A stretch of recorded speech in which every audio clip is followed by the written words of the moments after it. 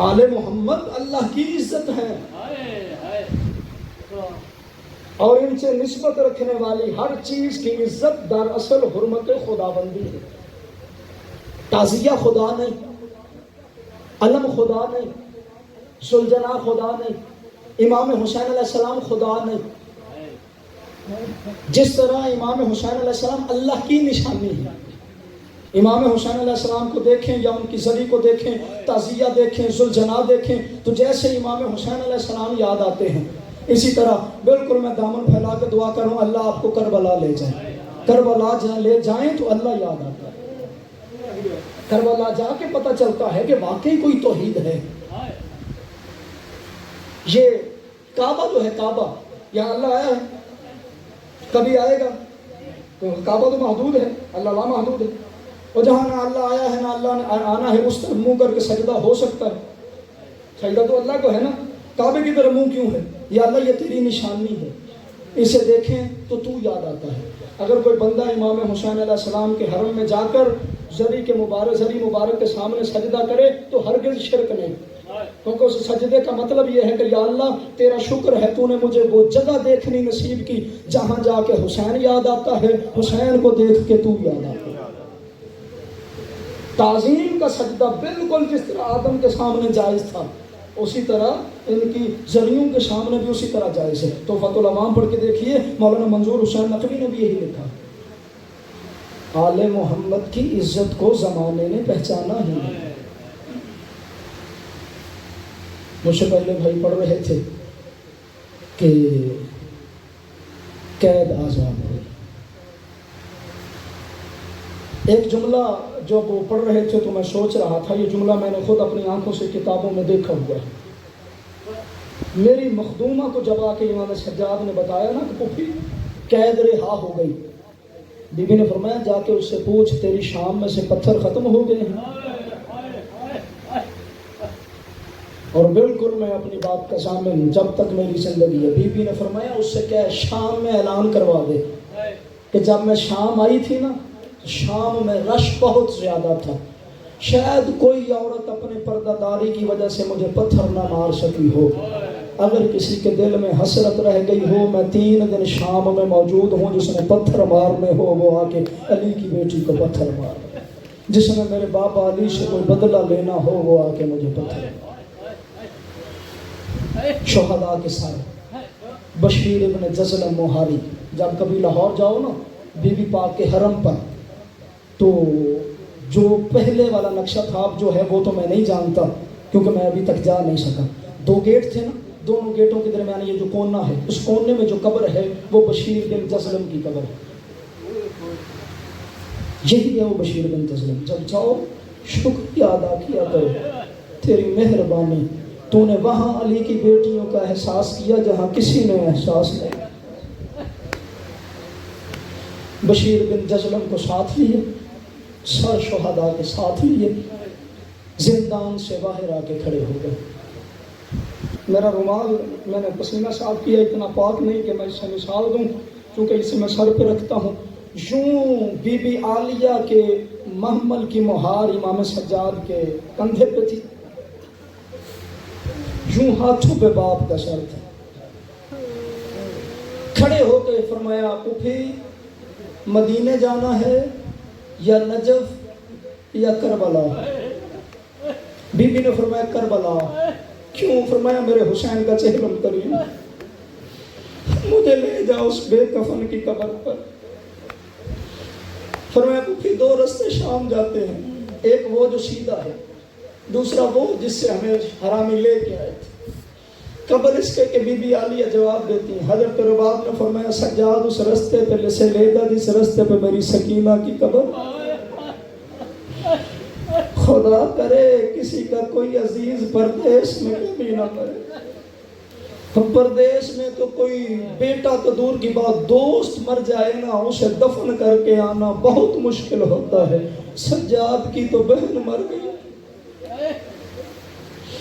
2 روایتیں ہیں، ایک ہے سن 61 ہجری کی 13 سفر کو جناب سکینہ دنیا سے گئی، دوسری روایت ہے کہ سن 62 ہجری۔ اگر سن 62 ہجری والی بات مانی جائے نا، درد کو محسوس کرنا آج سکینہ کو دفن کیا، 2 دن بعد قید رہا ہو۔ روتا تو ہوگا نا میرا مولا سوچ کے کہ جو سال پورا پوچھتی رہی سجاد وطن کب جانا ہے، جب وہ قبر میں سو گئی تو جب وطن جانے کے اسباب 3 صدی محمد پردے میں جو شیعتادیاں کوئی اور آئی ہو نہ آئی ہو، شام والی بی بی ضرور آئی ہے۔ امام سجاد سے انہوں نے کہا سجاد وہ جو رسیاں ہیں نا وہ ہمیں واپس دے دے۔ امام نے فرمایا نہیں۔ انہوں نے کہا سجاد تو نے کیا کرنی ہے؟ فرمایا جو رسیاں 1 سال میری پھوپھیوں کے ہاتھوں میں رہی، میری غیرت گوارا نہیں کرتی وہ رسیاں میں تمہیں۔ فرمایا وہ رسیاں میں نے نہیں دینی جو میری پھوپھی زینب کے ہاتھوں میں رہی، جو میری ماں کے میری بہنوں کے ہاتھوں میں نہیں رہی۔ امام سجاد کی گردن سے توق اتارا نہیں گیا نہ۔ کانٹے دار تار دیکھیے جی آپ نے، کانٹے دار تار کے کانٹے چھوٹے ہوتے ہیں۔ امام سجاد کی گردن میں جو توق تھا اس پہ 3 انچ کے کیل لگے ہوئے تھے جو یوں گردن میں پیوست تھے۔ کاٹ کے توق اتارا گیا۔ جب وہ امام سجاد علیہ السلام کی ہتھ کڑیاں اتارنے لگنا، میرے مولا فرماتے رہنے دو نہ اتارو۔ کہنے لگے تو کیسے قیدی ہے؟ کسی قیدی کی قید آزاد ہو، وہ کہتا ہے جلدی زنجیر اتارو، تو کہتا رہنے دو۔ مولا سے پوچھا وجہ کیا ہے؟ میرے امام فرماتے جب تم نے ہتھ کڑیاں اتارنی ہے میرا گوشت ساتھ اتر جانا۔ 3 پھٹے پرانے محمل لے کے، پھوپھیوں کو لے کے، سر شہداء کے لے کے میرے مولا جناب سکینہ کی قبر پہ آئے۔ ہر بی بی نے اونٹ کے بیٹھنے کا انتظار کیا، بی بی رباب نے اونٹ کے بیٹھنے کا انتظار نہیں، کھڑے ہوئے اونٹ سے گر پڑی، دوڑ کے قبر کے قریب آئی۔ جیسے بچہ سویا ہو تو ماں ساتھ لیٹ کے ایک بازو اوپر رکھتی ہے نا، جناب رباب نے بی بی سکینہ کی قبر کے ساتھ لیٹ کے ایک بازو اوپر رکھا۔ فرمایا سکینہ میری رسیاں اتر گئیں۔ بیویاں بیٹھ گئیں، اور دربندی صاحب نے یہ لکھا ہے کہ حالت یہ تھی بی بی رباب کی، بی بی زینب نے امام سجاد سے فرمایا سجاد ماں اٹھا لے ورنہ ماں مر جائے گی۔ امام نے اٹھایا، قبر کے سر کی جانب امام سجاد بیٹھ گئے، ارد گرد ساری بیویاں بیٹھ گئی۔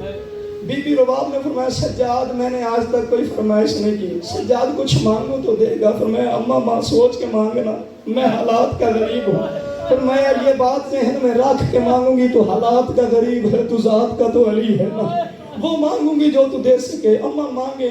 فرمایا میں یہ نہیں کہتی میں نے سکینہ کو ساتھ لے کے جانا ہے، سجاد تو امام ہے تیرے معجزے کے خلاف نہیں، مجھے صرف دکھا دے چہرے پہ تماچوں کے نشان موجود ہیں یا مٹ گئے، کانوں سے خون جاری ہے یا رک گیا ہے، جلا ہوا کرتا کیسا ہے۔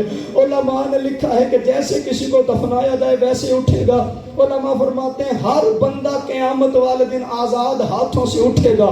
2 بیویاں ہیں جن کے ہاتھ پس گردن بندھے ہوئے ہوں گے، ایک امام حسین کی بیٹی جناب سکینہ، ایک جناب مسلم کی بیٹی، دونوں کے ہاتھ یوں بندھے ہوئے ہوں گے۔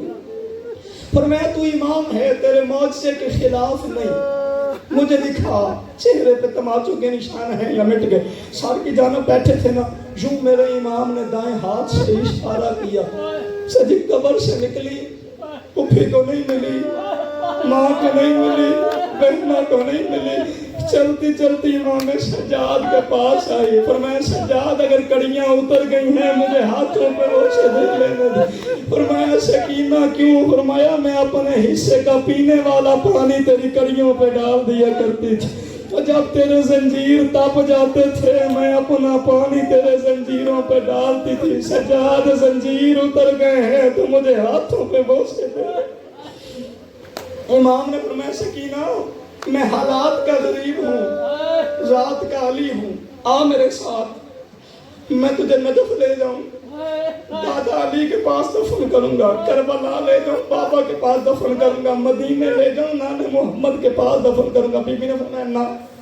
کیوں؟ فرمایا اصغر تھا میرے بابا کی فوج کی فتح کی نشانی، بابا نے اپنے پاس رکھا ہے ہمیں نہیں دیا۔ سجاد میں پھوپھی کی فتح کی نشانی بن کے قیامت تک شام میں رہوں۔ سجاد 2 منتیں ہیں بہن کی، ہو سکے تو پوری کر جا۔ جی اماں جائی بتا بات ہو سکے تو اصغر کا ایک کرتا میری قبر میں دفن اصغر کا کرتا قیامت تک گلے سے لگا کے روتی رہوں گی. اصغر میں تجھے لوریاں نہیں سنا سکی, اصغر میں تجھے پانی نہیں پلا. دوسرا فرمایا اگر ہو سکے تو میری قبر کا نشان مٹا دے.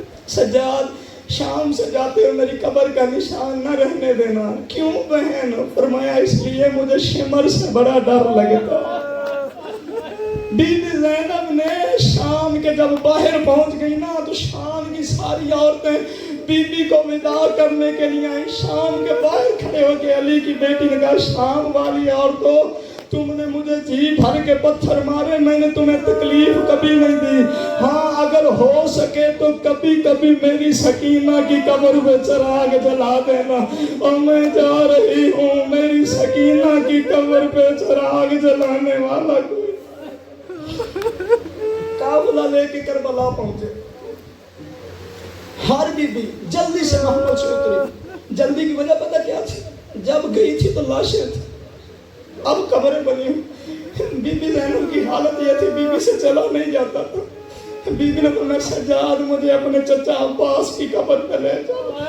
امام سجاد لے کے آئے, ایک چھوٹی سی قبر تھی اس کے پاس بٹھا دیا. بی بی نے فرمایا سجاد میں نے غازی کا کہا تھا, میں نے اصغر کا نہیں کہا تھا.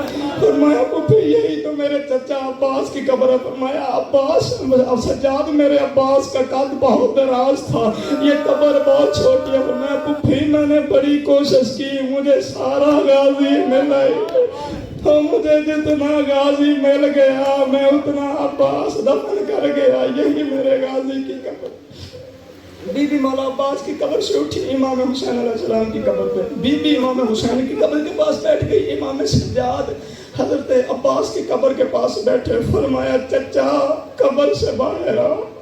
چچا کربلا میں بازو کٹوا کے قتل ہونا بڑا آسان ہے. شریف ماؤں کو ساتھ لے کے, بہنوں کو ساتھ لے کے, پھوپھیوں کو لے کے درباروں بازاروں میں جانا بڑا مشکل ہے. چچا مجھے شام کھا گئی, میرا جگر پھٹ گیا. جب تک زندہ رہوں گا کہتا رہوں گا ہائے شام, ہائے شام, ہائے شام. بی بی زینب نے فرمایا سجاد اٹھ میرے ساتھ آ. بی بی زینب نے امام سجاد کو حضرت عباس کی قبر سے اٹھایا. امام حسین کی قبر کے پاس آ کے بی بی بیٹھی. امام سجاد کا ہاتھ پکڑ کے امام حسین کی قبر پہ رکھ کے فرمایا لے حسین میں تیرا سجاد بچا کے لے آئے. اور میں نے شام میں اس کی گردن پر گردن رکھ کے قاتلوں سے تیرا سجاد بچایا ہے. لے سجاد تیرا واپس آ گیا. چہلم کیا بی بی نے بھائی کا. 22 صفر کو قافلہ واپس مدینے کے لیے نکلا. 8 ربیع الاول کو مدینے کے باہر شام کے وقت پہنچے. بشیر بن جزلم سے فرمایا بشیر جی مولا, میں تیرا بابا بھی شاعری کرتا تھا, تو بھی کچھ شاعری کر لیتا ہے؟ جی مولا. فرمایا جا مدینے کے لوگوں کو اطلاع دے کے آ, ہم اجڑ کے مدینے واپس آ گئے. بشیر نے گھوڑا دھڑایا, چلتا آیا مدینے, گھوڑے سے اترا, دوڑتا جاتا تھا, اعلان کرتا جاتا تھا مدینے والوں مدینہ بسنے کے قابل نہیں رہا, مدینے والوں مدینہ رہنے کے قابل نہیں رہا. اہل حرم آ گئے, حسین وہیں رہ گئے, حسین کے بغیر آ گئے. چلتا چلتا جب آئے نا محلہ بنی ہاشم میں تو لوگ اکٹھے ہو گئے حضرت بشیر کے پاس. کہنے لگے سارے پوچھتے ہیں تو نے کہا ہے اہل حرم آ گئے؟ ہاں. ہر بوڑھا آگے کہتا ہے عباس آ گیا, ہر جوان آگے کہتا ہے غازی آ گیا, ہر مستور آگے کہتی ہے عباس آ گیا. حضرت بشیر کہتے ہیں تم حسین کا نہیں پوچھتے, اکبر کا نہیں پوچھتے, سجاد کا نہیں پوچھتے, عباس کا پوچھتے ہو. پورے مدینے نے یہی کہا عباس کا اس لیے پوچھتے ہیں اگر غازی آ گیا تو پھر ہر کوئی آ گیا, اگر غازی مدینے واپس نہیں آیا تو پھر سمجھو کوئی نہیں. حضرت بشیر نے کہا غازی مارا گیا کربلا میں. ایک ضعیف آگے بڑھی, تو نے کہا غازی مارا گیا؟ جی بی بی میں نے کہا. پر میں کتنے تھے غازی کو مارنے والے؟ اور نے کہا بی بی 9 لاکھ. پیچھے ہٹ کر میں نہیں 9 لاکھ میرے غازی کو نہیں مار سکتے, میرا غازی 9 لاکھ سے نہیں مر سکتا. اس نے کہا بی بی آپ کیسے کہتے ہیں؟ فرمایا میں عباس کی ماں ہوں, مجھے پتا ہے میں نے غازی کو دودھ پلایا ہے, تو کیسے کہتا ہے 9 لاکھ نے میرے غازی کو مارا؟ اس نے کہا بی بی حسین نے پابند کر دیا, حسین نے لڑنے نہیں دی.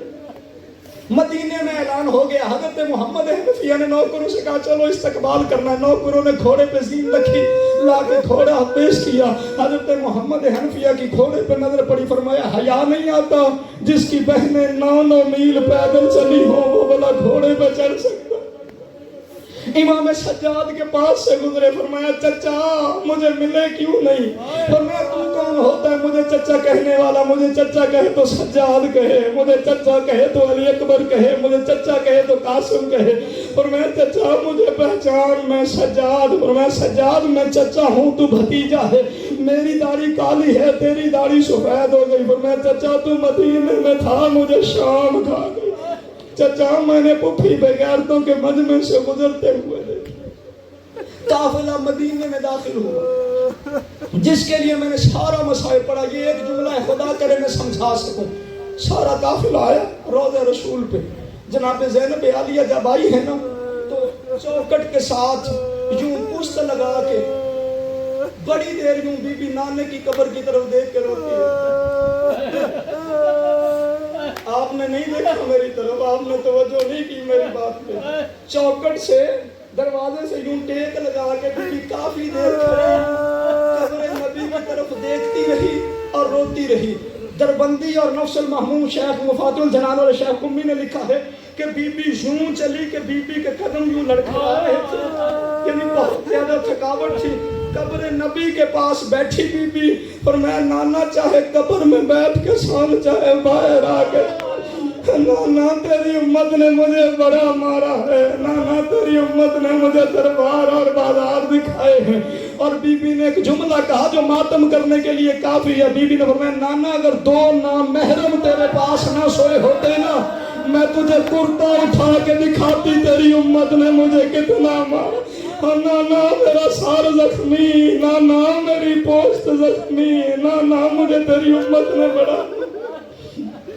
ذاکری جملے ہوں میں آل محمد کا مجرم. علماء مقاتل نے لکھا ہے نبی کی قبر شک ہوئی, نبی کمر تک قبر سے باہر آئے.